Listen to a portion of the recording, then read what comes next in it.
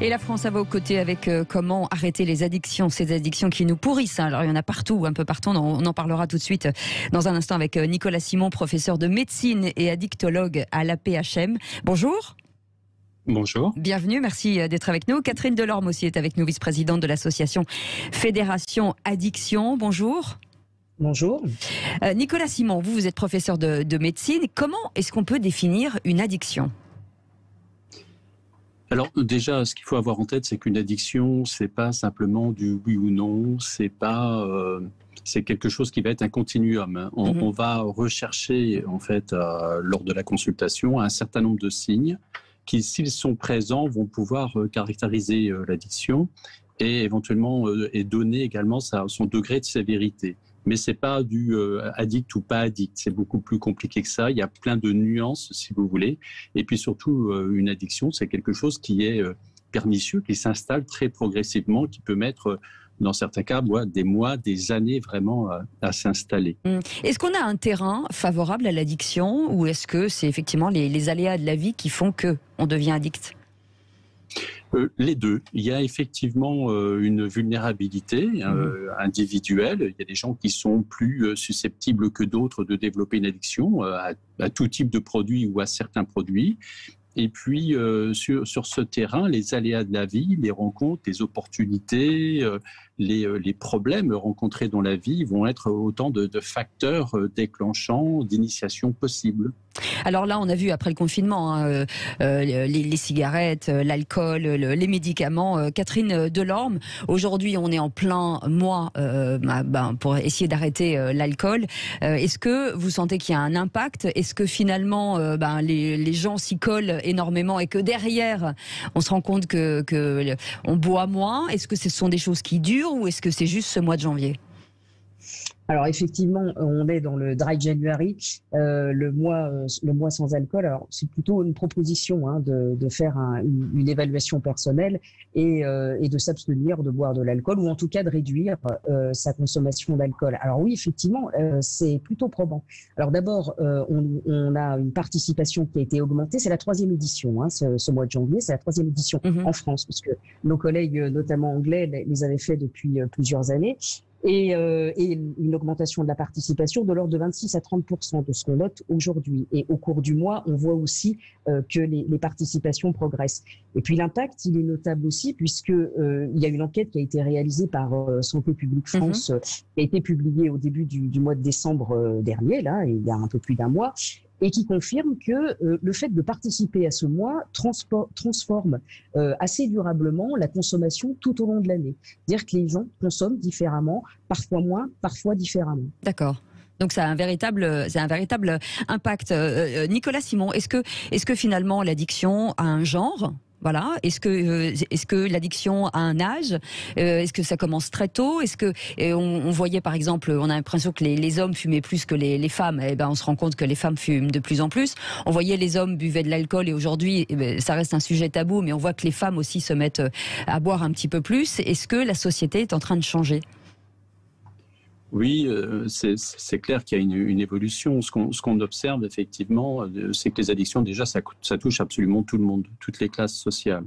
Ce qu'on sait depuis très longtemps également, c'est plus l'usage est précoce, plus l'initiation est précoce, plus il y a un risque de développement d'une addiction. C'est-à-dire que l'usage se transforme véritablement en addiction.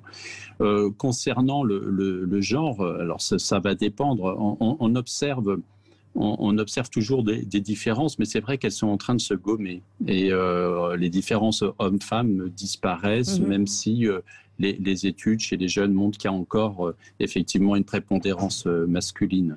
Alors après, il y a des addictions qui sont plus liées à une jeunesse, le téléphone, voilà, parce qu'on parle souvent de choses qu'on ingère, mais il y a aussi d'autres addictions. Avec vous, Catherine Delorme, qu'est-ce que la pandémie, finalement, a généré comme addiction ? Est-ce qu'il y a de nouvelles addictions ou est-ce qu'il y a vraiment il y a une montée progressive, par exemple, de prise de médicaments ? Alors oui, sur la prise de médicaments, ça a été net. Il y a eu un recours aux benzodiazépines, aux anxiolytiques, aux antidépresseurs qui a été, en tout cas pendant la période de confinement, là je parle pas de l'ensemble, mais pendant la période de confinement, et ça c'est typiquement français d'ailleurs comme comportement, il y a eu une une surutilisation, on va dire, de ces médicaments-là. Sur le reste des produits, avant de venir quand même au jeu, puisque effectivement c'est quelque chose d'important aussi, sur le reste des produits, ce qu'on a constaté, et notamment au niveau de l'alcool, c'est une réorganisation de la consommation. C'est-à-dire que on a vu que les Français, au cours du confinement, avaient plutôt consommé plus régulièrement qu'ils ne le font d'habitude. D'accord. Et le corollaire, c'est par contre que les épisodes de consommation un peu aigus, classiquement en fin de semaine, pendant le week-end, avec plus de 5 quantités d'alcool à ce moment-là, ont baissé. C'est-à-dire que là, ce qu'on a confirmé, c'est que l'alcool en France est aussi un élément de sociabilité, un élément festif fort. Avec le confinement, les événements de rassemblement se sont évidemment effacés, et donc les Français ont réorganisé pour consommer un peu plus tous les jours. Ça, oui, parce qu'en fait, il n'y avait plus vraiment de jours, donc on était un peu perdu. C'est ça, ça va avec l'abolition un peu du rythme, ce qu'on a connu, et puis des éléments de sociabilité, ce qui est important, et ce qu'on vérifie d'ailleurs dans le Dry January. Et puis juste sur le tabac, c'est classiquement une bonne solution versus une mauvaise solution, mais en tout cas pour gérer le stress. Il y a eu là aussi une recrudescence de tabac et de consommation de cannabis. Alors, ce qu'on a vu aussi, c'est qu'un recours aux écrans, puisque c'était aussi devenu notre mode de travail, notre mode aussi d'entrer en relation, et donc le recours aux jeux de hasard et d'argent, et aux jeux vidéo a un peu augmenté aussi pendant cette période. Mais c'est quoi? C'est parce qu'il fallait se raccrocher à quelque chose? C'est quoi finalement? Ou c'est pour s'occuper? Comment on l'explique? Alors, si on peut l'expliquer, bien sûr. Alors, on ne peut pas vraiment l'expliquer. Il y a un certain nombre d'hypothèses qui se sont vérifiées, notamment dans les enquêtes qu'on a pu conduire auprès des utilisateurs eux-mêmes. Et qu'effectivement, la vacuité du temps, on sait très bien que ça mène aussi à avoir recours à des occupations pour tuer le temps. Et en plus, force est de constater que les distributeurs de jeux de hasard et d'argent, même si en parallèle ils travaillent sur le jeu responsable, peuvent aussi solliciter beaucoup, puisque tous ne rentrent pas justement dans cette charte du jeu responsable. Ils sont présents là où il faut, auprès du public, et donc ils créent aussi les sollicitations sont grandes et importantes. Absolument. Nicolas Simon, à quel moment, comment on peut s'auto-détecter addict?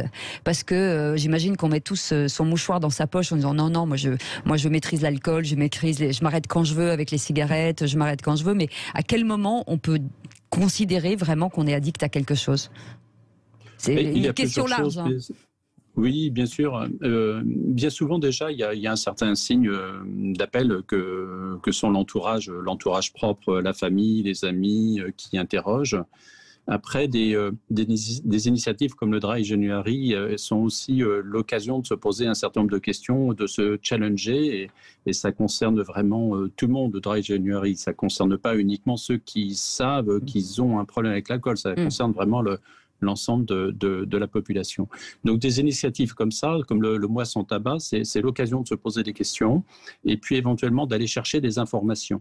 Et donc là, vous avez énormément de centres en France qui accueillent des gens et qui vont pouvoir non seulement évaluer si oui ou non il y a un problème, un début de problème, et s'il convient de faire quelque chose ou pas.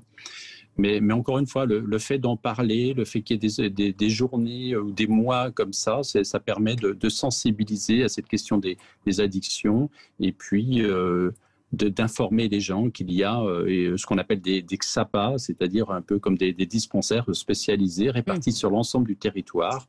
Et vous avez des médecins en ville, vous avez des médecins hospitaliers qui font des consultations et qui répondent aux questions. Donc si votre entourage vous pose la question, si vous-même vous posez des questions, et ben, je dirais ça ne déjà un début. Prend pas beaucoup de temps. Ouais. Voilà, tout à fait. Ouais, ce qui prouve.